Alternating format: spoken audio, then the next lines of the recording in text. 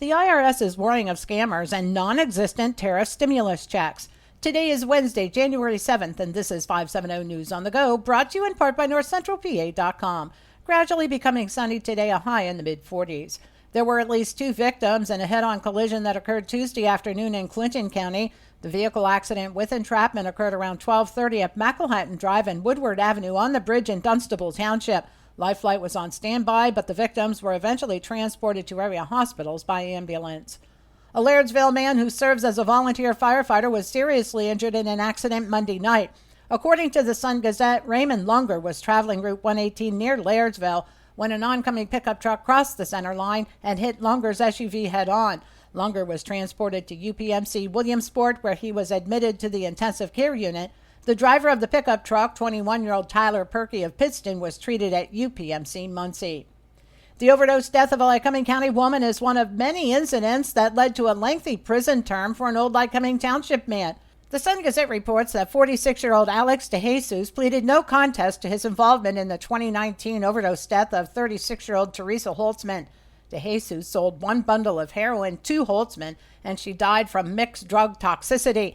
He also pleaded guilty to numerous other charges for several other incidents, including DUI, resisting arrest, disarming a police officer, and possession. He was sentenced to serve 44 to 92 months in state prison.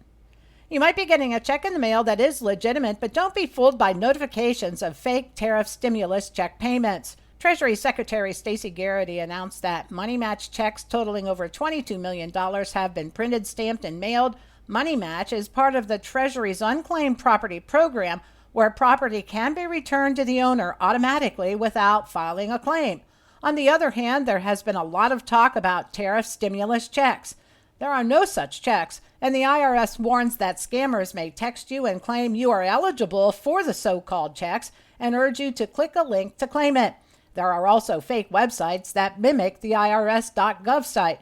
The IRS warns you that they will not initiate contact by way of text, email, or social media to request personal information.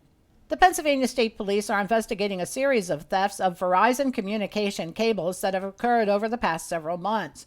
The thefts typically occur overnight and during periods when the thefts may go unnoticed for an extended period of time.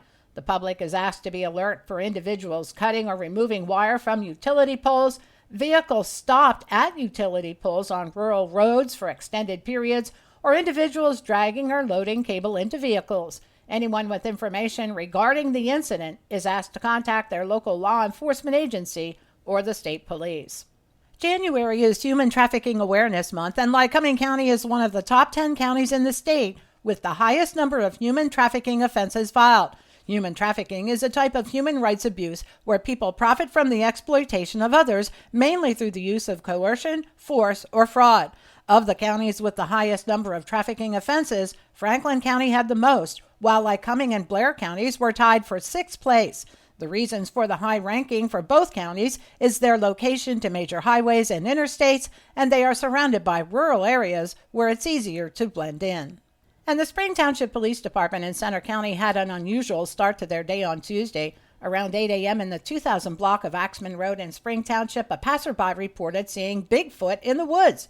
Police responded quickly and did in fact locate Bigfoot and even took pictures. It was a metal cutout. For the latest in news and events, head on over to NorthCentralPA.com. I'm Liz Brady, and you're up to date with 570 News on the Go.